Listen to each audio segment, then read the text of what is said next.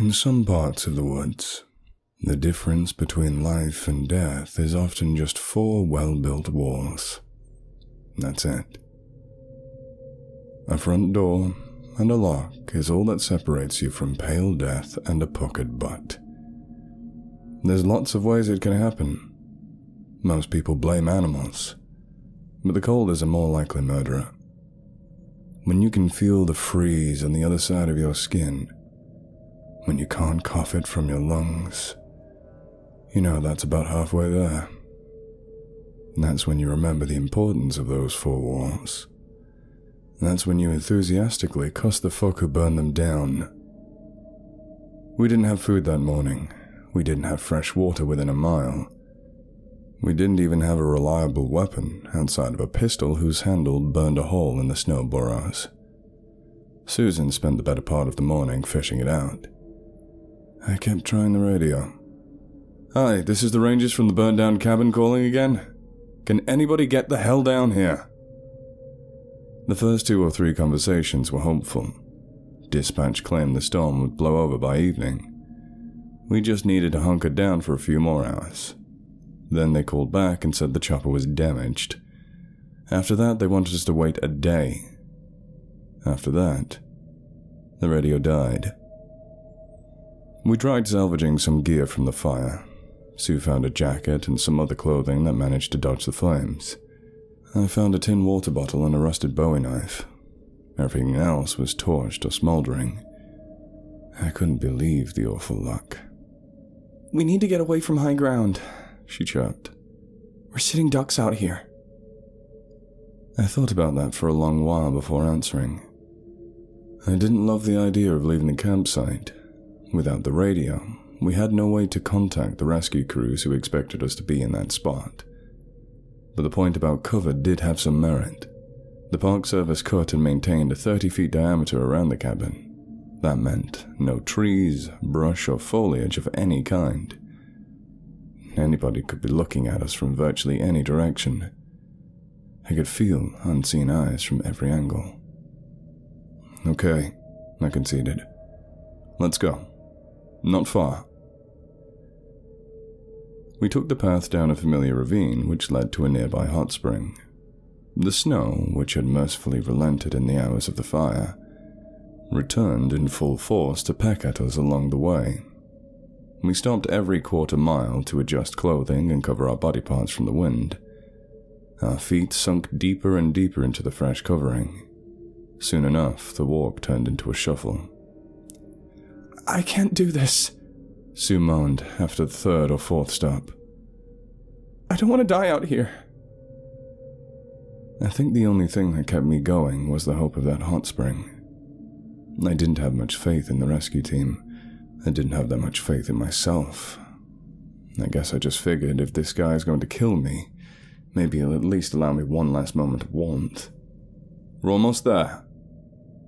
We tried to pick up the pace and Susan fell down a hill. I rushed to help and face-planted myself. It would have been funny at a ski slope, maybe with an added Benny Hill soundtrack to boot, but that afternoon, the fall took everything we had left. Twigs and branches smacked my face on the way down. Sticker bushes pricked and ripped away at my already tattered pants. I rolled end over end for what felt like an eternity. The tumble stopped abruptly at a tree stump which cracked a rib in the process. I sat up and looked around. The spring sat an inch from my crooked nose. I entered the water face first. The warmth of it sent a rush of blood that arced painfully and then pleasantly down my spine.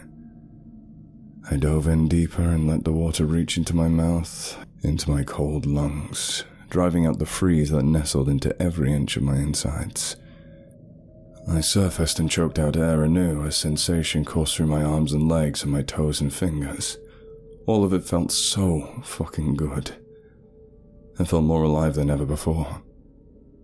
I looked around again. Susan was gone. I splashed through the spring frantically. I dove into the bottom and felt along the rocks. Moments later, I saw her motionless body lying on the shore. I rushed over and carried her into the spring. She didn't respond at first. At first, she didn't even breathe. She just seemed so cold, like all the warmth in the world couldn't bring her back to life. And then she coughed. Her chest rattled. She opened her eyes, pale blue ones that radiated in the reflection of the sun on the water. She smiled at me. And then she screamed. It took me a minute to inject the fresh shock. I turned around and saw it. 2 big bodies floated in the spring about 3 feet away. A gentle breeze pushed them our way. Susan hopped out of my arms and pulled the gun out of an unknown pocket. She shot one of them. Fat and tissue erupted into the air, and I fumbled around for my knife. "What the hell are you doing?" I snapped. "He'll hear you." She fired again. "He knows," she retorted. "Don't you get it? He knows. He knew we would come to the spring after the cabin burnt down. He knew we would get into the water. He put those fucking bodies in there on purpose. To mess with us. To fuck with us. 2 witchy women. Don't you see it? He's playing a game. He's playing with us before he kills us. Like a fucking animal." 3 witchy women, I corrected. "Huh?" 3 witchy women. Letter said 3. You said 2. Okay, so who are they? Who are these 2? We examined the bodies as best we could. The stink was overwhelming. Bloat set in. I recognized outfits common for girls my age. An obnoxious tattoo with a heart on one arm gave her a birth year. 1993. We saw a lot of thrill-seekers who liked to camp on higher points in the mountain, but those folks were usually more prepared-looking than these 2. "We can't stay in the water forever," Susan insisted after a point. "How far is the reserve cabin?" We kept a secondary cabin in the area for emergencies such as this one. It wasn't anything special outside of the aforementioned 4 walls, but it was our best shot at finding some shelter. "Too far," I responded. "I don't think we'll make it by nightfall." "We have to try." I thought about it again before answering. It was true that we couldn't stay in the water, for the same reason we couldn't stay in the cabin. It was known to the killer. We needed somewhere random. We needed somewhere secure. We needed a good hiding place, but none of that existed at the time. So we decided to keep moving. We took the path that led to Reserve Cabin A. The snow cracked and crunched and melted under our freshly heated boots. We made progress during the first leg of the journey. We stopped when a mother grizzly bear and her 2 cubs crossed the path. I kept still and prayed that my partner remembered to do the same. The bears approached and got about 10 feet apart. The mother sniffed the air. The cubs rolled around gleefully. I envied them. We kept our heads down, and the family moved on. And so did we. I thought to myself how weird it was that bears would be out in this weather. They should really be hibernating. We picked up the pace and made it around halfway through the journey by nightfall. Susan wanted to keep going. I wanted to scale a tree. We argued about that for a little bit. I couldn't understand why she wanted to travel in the dark. "You're completely blind out there," I insisted. "Animals, killers, not to mention the cold." "You're just as vulnerable to that as me," she snapped. "Especially sitting still. The trees give us cover." The sun fell sometime during that discussion. A pack of wolves started howling nearby. Susan took the opportunity to hop up the tree. "What if he has a chainsaw?" she asked whilst we got settled. "He could knock us right over." "Who carries around a chainsaw in the woods?" "Kind of inefficient." "You know who." "I guess." "What do you think he wants?" "I don't know." "Maybe he's protecting the woods? I don't know, from us? You know, people. Look at all the shit we seem to do here. Fires, pollution, gender reveal parties." I thought about it. Doesn't seem like the right way to go about it. What? He started a fire himself. To get rid of us? And the women? Who knows what they did? He killed them. We don't know that. Maybe they were already dead. I guess. We sat in silence for a bit. You know, we're probably gonna die out here. I nodded. Yeah, probably. She sniffled. But there's worse places to die, you know, than in the woods. With you. That caught me off guard. Thanks. Don't mention it. Almost twice your age, you know. Please stop. Happy to.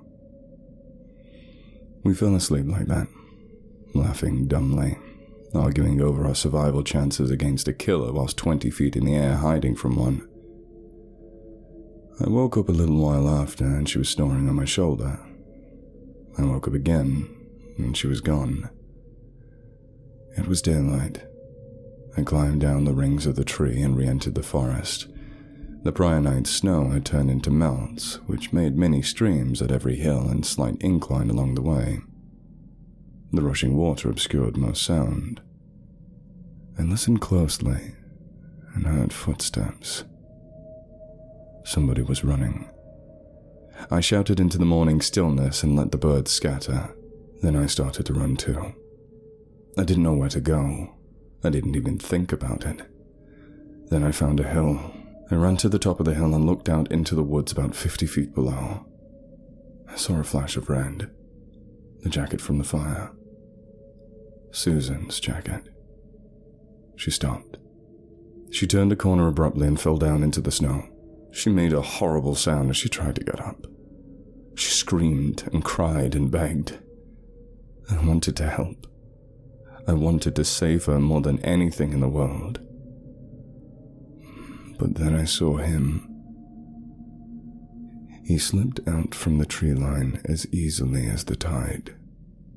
He didn't stop. He didn't slow down. He had a horned mask over his head and a machete in his left hand. Susan shouted right until the moment he took that knife and stuck it in her head. It stayed pinned there like an axe in wood.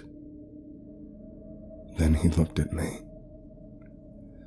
I waited in dumbfounded shock as the man dragged Susan's dead body up the base of the hill. He left it there. He stared for a second. Then he raised one hand. Two.